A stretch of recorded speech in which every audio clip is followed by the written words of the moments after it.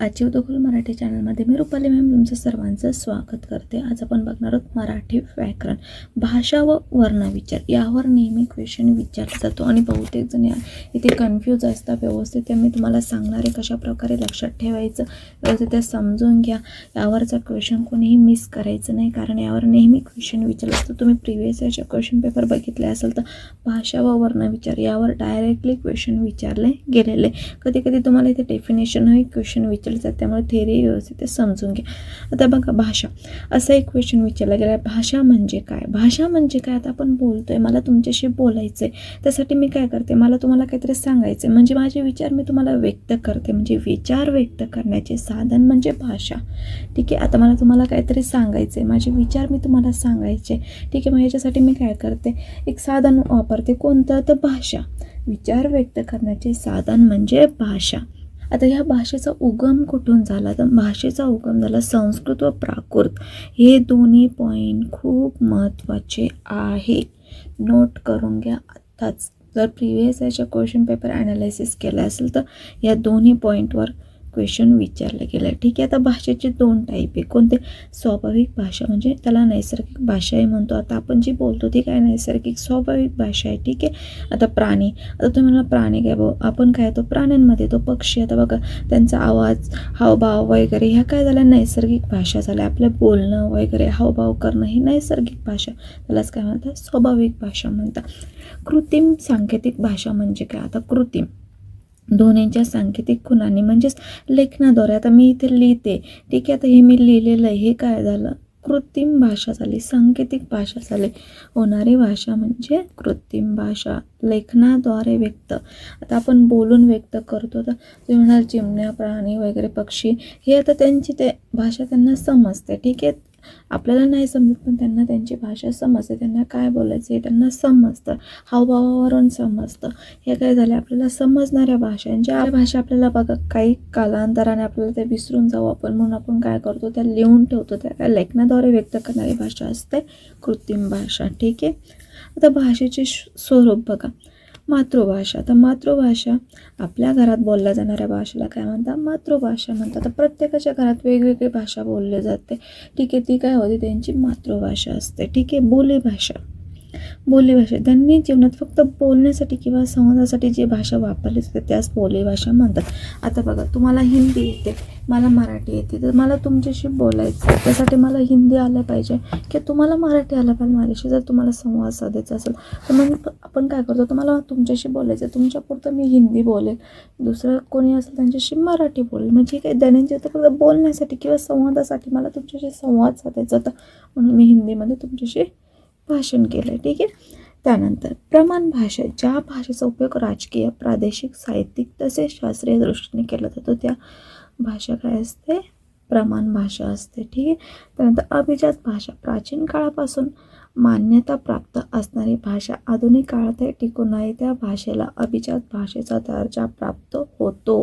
बघा, यावर कोणता क्वेश्चन विचारला गेला, कोणत्या भाषेला पर्याय दिलेले 4, त्यातून कोणत्या भाषेला अभिजात भाषेचा दर्जा प्राप्त झालेला नाही, म्हणून या 6 रट्टाच मारायच्या आहे। क्वेश्चन विचारला गेलाय, ठीक आहे, कुठे कुठे तुम्हाला क्वेश्चन विचारला गेलाय, विचारला जाईल, हे मी तुम्हाला सांगत जाणार आहे। ठीक आहे, अभिजात भाषा समजली। ठीक आहे, तर लिपी, आवाजांच्या किंवा ध्वनींच्या सांकेतिक खुणाने आपण लेखन करतो। तर मी जे बोलते, मी तुम्हाला म्हणते नोट करून घ्या, नोट करून घ्या, तुम्ही काय करताय, मी जे बोलते ते नोट करताय, याला काय म्हणतं आपण, तुम्ही काय करताय, सांकेतिक खुणाने आपण लेखन करतो, मी जे काय बोलते त्याचं तुम्ही लेखन करते, त्याला लिपी असतं म्हणतात, त्या लेखनाला काय म्हणतात? लिपी म्हणतात। ठीक आहे, आता लिपी हा शब्द कोणत्या भाषेतून आला आहे, कोणत्या धातूपासून आला आहे? तर लिप हा शब्द संस्कृत धातूपासून आला आहे, डायरेक्टली क्वेश्चन विचारला जातो।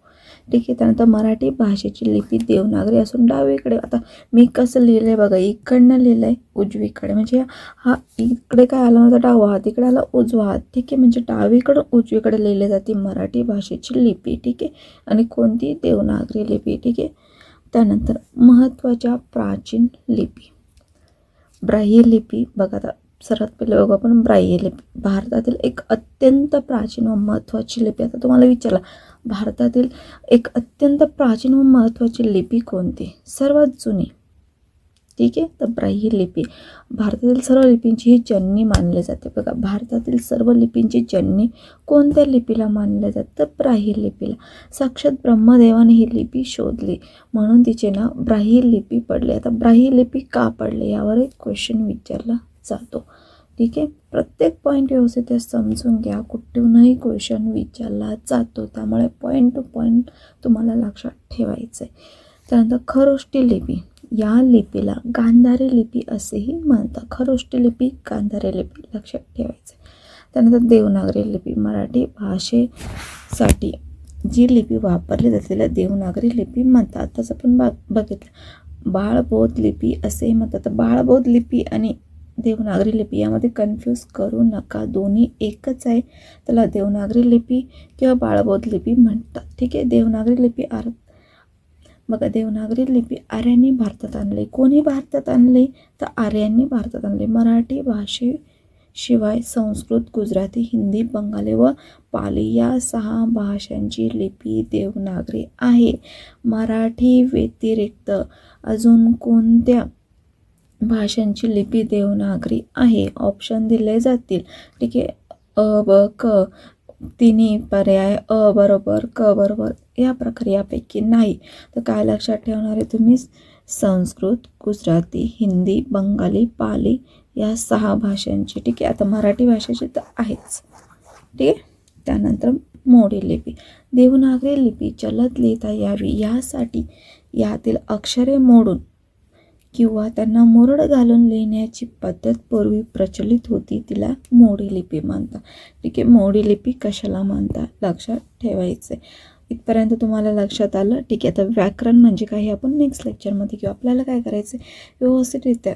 आता बघा, पहिलं लेक्चर आहे आपलं, थोडंसं मी कमी टायमामध्ये घेतलं, पण त्यामध्ये तुम्हाला काही डाऊट नाही आहे, काही स्पीड जास्त होतो आहे किंवा काही डाऊट आहे किंवा तुम्हाला समजत नाही, हे सर्व डाऊट मला काय करायचं कमेंट्समध्ये सांगायचं. म्हणजे नेक्स्ट लेक्चरपासून आपण अर्धा किंवा पाऊण तासाचं लेक्चर घेणार आहे. हे पहिलं लेक्चर होतं, इंट्रोडक्शन लेक्चर होतं.